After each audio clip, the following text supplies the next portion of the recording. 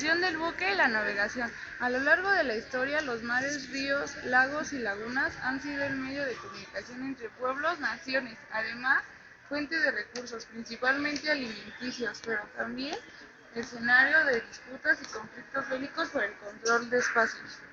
El barco es un ingenio del hombre que no podríamos adjudicar a una cultura en especial. Su diseño y uso se puede considerar como una necesidad simultánea en cualquier entorno, cómodamente a las aves.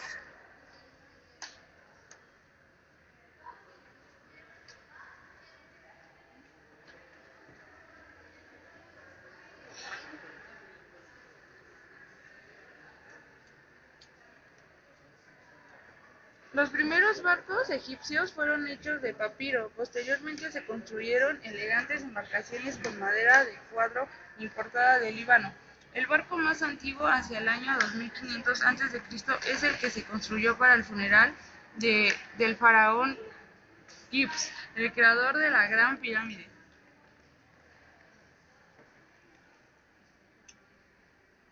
El barco tortuga. Su aspecto es similar a una tortuga, de ahí deriva su nombre. También es conocido como Kobuseon o Geobuseon. Es una galería coreana que fue desarrollada en el siglo XV. Es considerado uno de los primeros acorazados del mundo, puesto que tiene una armadura cubierta del techo de la nave que protege a los marineros y a los remeros. Esta protección está completada con grandes púas de hierro o acero que impiden al enemigo abordar la nave.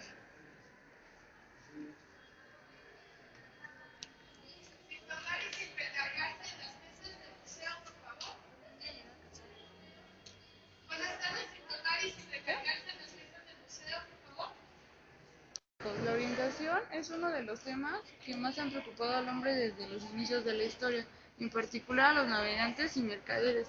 Así es como se idearon formas de representar los continentes y las costas para ayudar a los viajeros. La cartografía se practicó de manera semicientífica durante toda la Edad Media, sobre todo en forma de portulanos en el siglo XIV, mapas que representaban los puertos principales.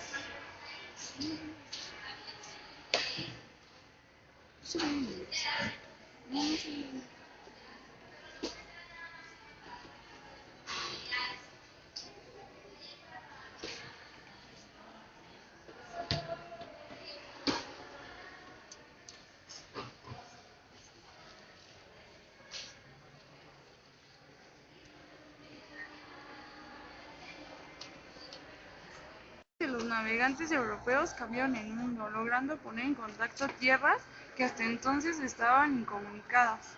Almirante de la Mar Océano, Cristóbal Colón. En 1492, la reina católica Isabel apoya a Cristóbal Colón en su presentación de alcanzar el Levante por el poniente. Colón zarpó del puerto de Palos de Moguer el 3 de agosto del mismo año en busca de una ruta más corta para llegar a la India.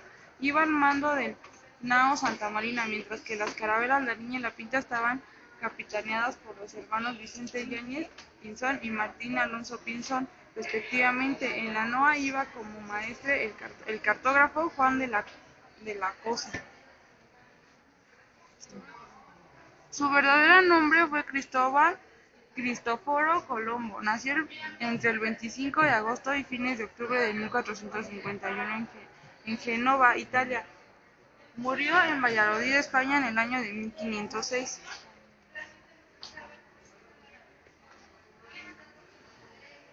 Los 4 viajes de Colón tuvieron lugar entre 1492 y 1502.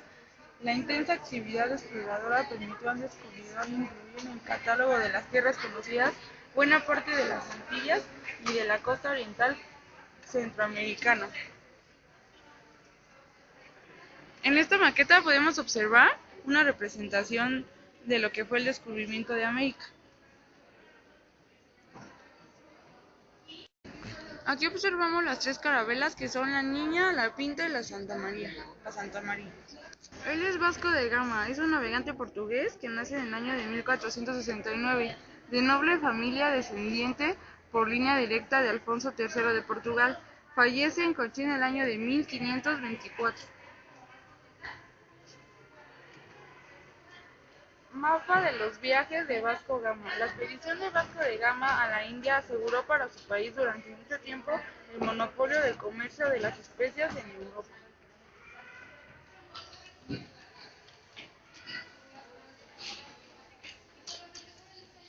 Hernando de Magallanes nace en Saborosa, provincia de Trás-os-Montes, Portugal, el año de 1480. Inicia el viaje de circunnavegación en 1519, auspiciado por España. Sin embargo, no logra finalizar el viaje. Fallece en Mactan, Filipinas, el 27 de abril del año de 1521 a manos de los indígenas.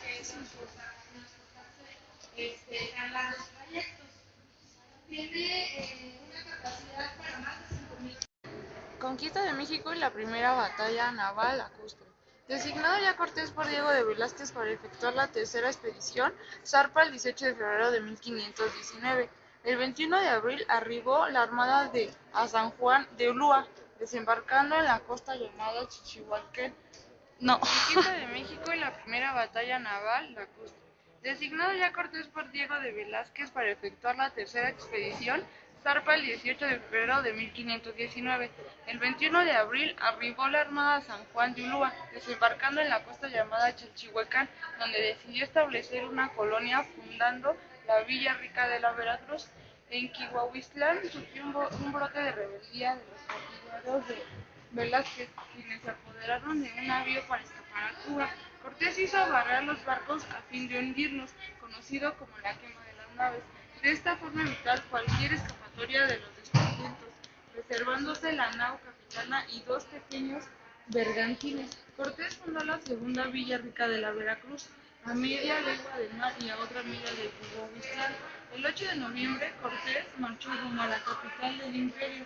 Durante su estancia en la capital, llega Narváez con instrucciones de Velázquez para apresar a Cortés, derrotándolo a este en Zempoala. Cuando regresa Cortés a Tenochtitlán, se entera que Pedro de Alvarado había realizado una injusticia matanza en el Templo Mayor, por lo que dispone salir de la capital, siendo derrotado el 30 de julio de 1520, llamada la Noche Triste.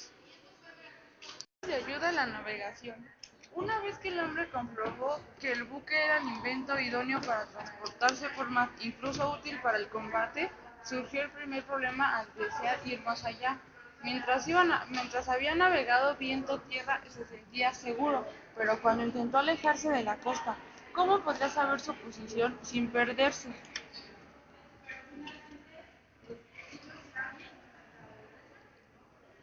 Bueno, aquí vemos varios objetos de navegación y el que está hasta arriba se llama ballestilla.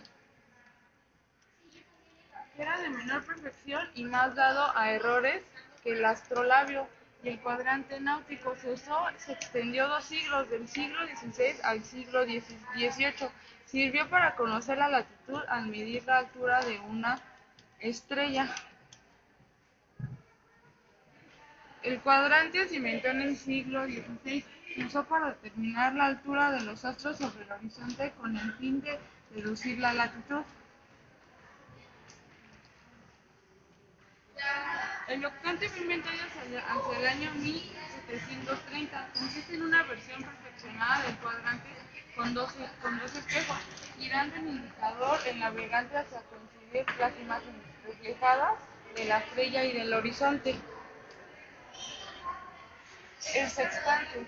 El sextante, instrumento para obtener la altura del astro sobre... Aquí tenemos el sextante, que es un instrumento para obtener la altura del astro sobre el horizonte. Su sector es de 60 grados, de ahí su nombre. Los elementos que lo componen son nonius, alineada, limbo graduado, anteojo, espejo grande, lentes auxiliares y espejo pequeño. Permite medir el ángulo de las visuales dirigidas a dos objetos dados, de ahí su latitud. Aquí también tenemos la aguja náutica, que es un instrumento de orientación y consiste en una barrita y